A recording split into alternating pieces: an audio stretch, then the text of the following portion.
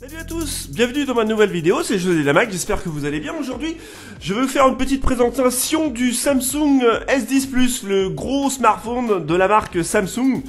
C'est le smartphone le plus puissant de la marque et peut-être même le plus puissant de tous les smartphones. La gamme du Samsung S10 commence avec le Samsung 10e qui lui a un écran de 6,8 pouces en Full HD+. Ça donne 2380 par 1440, il a un écran AMOLED et a deux appareils photo. Ensuite c'est le Samsung S10, le classique, avec un écran de 6,1 pouces, lui étant HD+, et affiche une définition de 3040 par 1440.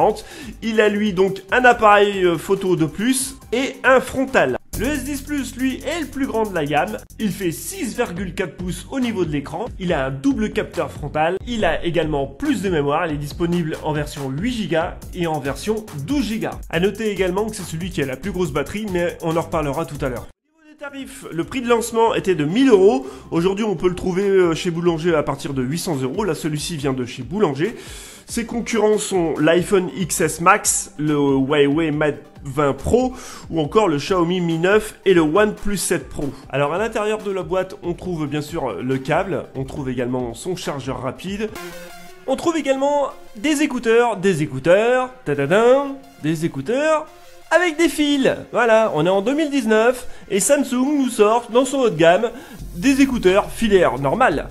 Je vous mets sur la table bien tout le contenu de la boîte pour que vous puissiez vous rendre compte de ce qu'il y a à l'intérieur. Ce Samsung S10 Plus, qu'est-ce que ça donne? Eh bien une coque en verre légèrement arrondie, un écran qui occupe 90% de la face avant, la tranche en métal, le dos est en verre, il pèse 175 grammes. Le bouton de volume et le bouton on-off est placé un petit peu trop haut à mon goût. Donc il est IP68, il peut accueillir deux cartes SIM, je vous l'ai pas montré mais il peut accueillir deux cartes SIM ou une carte SIM et une carte mémoire. Donc après il est NFC, il y a du port USB type C, il prend en charge la charge sans fil. Il y a également la possibilité de l'utiliser comme station de recharge sans fil pour recharger vos accessoires. Je l'ai testé, ça fonctionne avec le Samsung S6. Par contre il n'a pas voulu recharger mon Xiaomi Redmi Note 5. Bon, il doit y avoir un truc qui n'est pas compatible.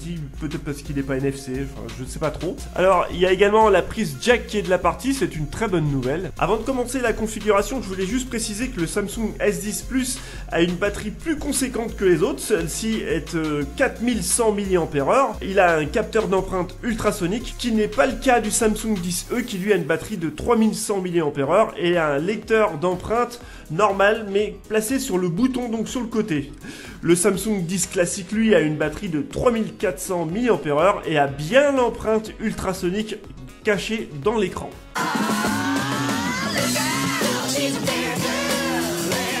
Alors oui, la batterie est plus grosse, mais l'écran est aussi plus gros, il est plus énergivore, et en plus il a une grosse définition, ce qui va faire consommer un petit peu plus la batterie, et donc la batterie va donc durer un petit peu moins longtemps que sur certains smartphones de cette gamme-là. C'est un petit peu dommage, ça fait partie également des défauts de ce smartphone. C'est l'autonomie qui est pas vraiment au top du top. Pour ce prix-là, on aurait aimé que ça dure un petit peu plus longtemps au niveau de la batterie.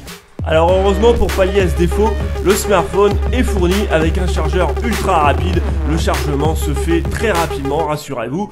Vous pouvez compter sur le chargeur pour recharger votre smartphone rapidement. Voilà, une fois qu'on a restauré l'ancien téléphone, fait les mises à jour, etc., on se retrouve donc avec cet écran dynamique AMOLED compatible HDR10+. Il a la possibilité d'aller jusqu'à du WQHD+.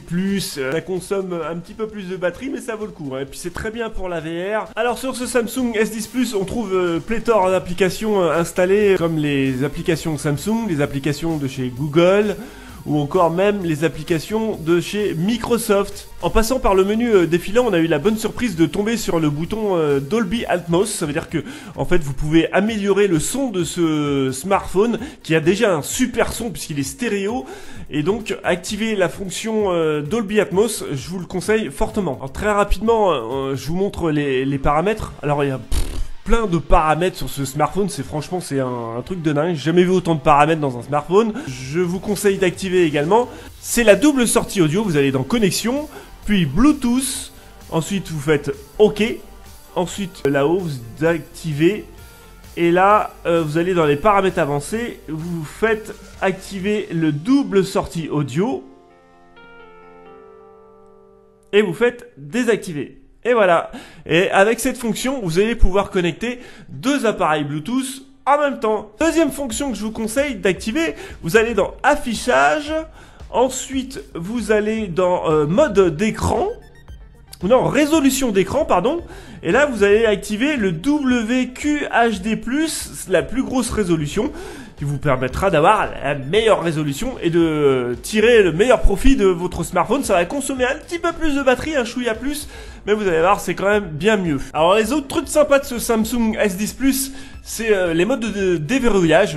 Vous avez donc le déverrouillage par le capteur d'empreinte qui se trouve dans l'écran, mais je le trouve un petit peu capricieux, donc je vous conseille plutôt d'activer le mode de déverrouillage par le visage. Alors j'ai testé le mode de déverrouillage par le visage, ça marche parfaitement, contrairement au capteur d'empreinte qui lui je trouve vraiment capricieux. En plus on a du mal à le trouver, il est placé trop bas.